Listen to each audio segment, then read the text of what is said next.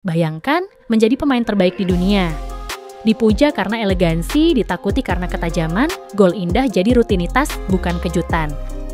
Tapi di puncak kejayaan semuanya direnggut, bukan oleh lawan tapi oleh tubuh sendiri.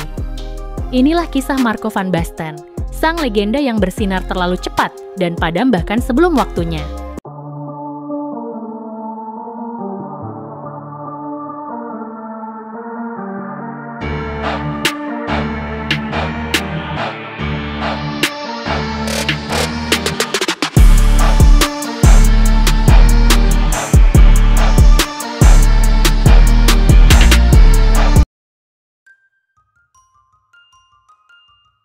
Marco lahir di Utrecht, Belanda, tahun 1964.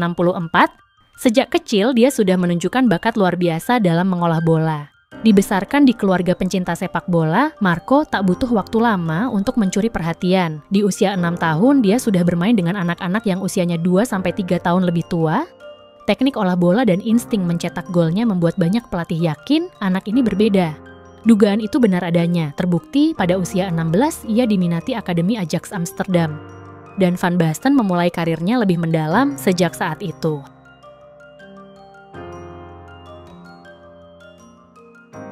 Van Basten melakukan debut profesionalnya pada 1982. Ia masuk menggantikan Johan Cruyff di babak kedua. Hebatnya, ia langsung mencetak gol pada menit ke-68. Kala itu N.E.T. Nijmegen yang menjadi lawan hanya terdiam melihat kejeniusan pemain ini. Kariernya di Ajax terus melesat, dalam 5 musim ia berhasil mencetak 128 gol dari 133 pertandingan liga. Tentu ini merupakan sebuah catatan yang luar biasa. Van Basten bersama Ajax menjadi salah satu klub yang sangat menakutkan. Ia adalah penyerang yang halus, tidak banyak berlari tapi cerdas.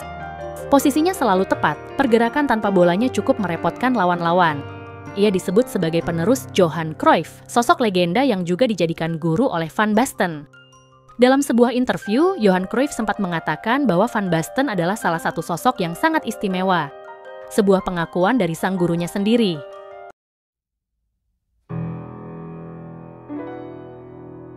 Namun puncak dari semua pujian itu datang di Euro 1988. Di turnamen ini, Van Basten tidak hanya membawa Belanda juara.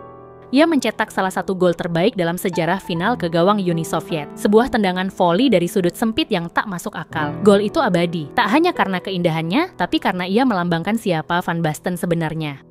Pemain dengan kemampuan luar biasa yang bisa menciptakan keajaiban dari ruang sempit dan waktu singkat.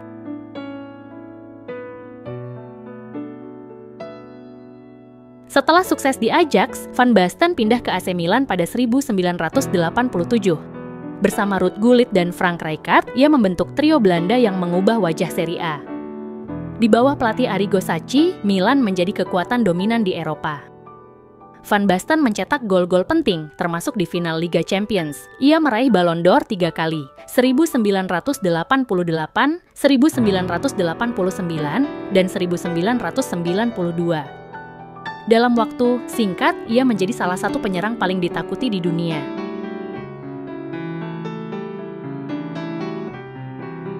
Musim 1992 sampai 1993 menjadi akhir yang pahit. Ia selama ini menahan rasa sakit demi sepak bola yang ia cintai. Cedera yang diderita semakin parah. Ia menjalani operasi demi operasi, namun tak kunjung pulih. Pada usia 28, Marco van Basten memainkan pertandingan terakhirnya, final Liga Champions melawan Marseille. Pertandingan penuh emosional itu berakhir dengan kekalahan AC Milan. Kekalahan itu juga menjadi akhir bagi Van Basten. Hari berganti, musim berlanjut Van Basten tak terlihat lagi di line up.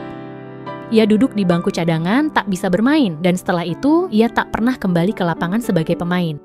Dunia sepak bola merindukan sosoknya. Seorang dengan talenta luar biasa hilang tak pernah kembali. Dia masih muda kala itu, belum waktunya untuk berhenti, namun apa mau dikata, Tuhan lebih tahu takdir hambanya. Van Basten ternyata menahan cedera itu sejak lama. Dalam wawancara, Van Basten mengaku bertahun-tahun setelah pensiun, ia bahkan sulit berjalan, bukan soal kehilangan karier, tapi kehilangan kehidupan normal. Meski kariernya pendek, Marco van Basten meninggalkan jejak yang tak terlupakan.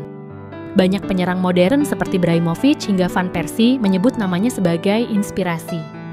Ia adalah bukti bahwa keindahan sepak bola tak selalu harus panjang. Terkadang, justru karena singkatnya lah sebuah kisah menjadi abadi. Van Basten mungkin tak sempat mencetak 500 gol, tapi dalam momen-momen singkatnya, ia memberi kita sesuatu yang lebih, sesuatu yang disebut dengan keajaiban. Itulah yang membuatnya tetap hidup, meskipun bukan sebagai pemain.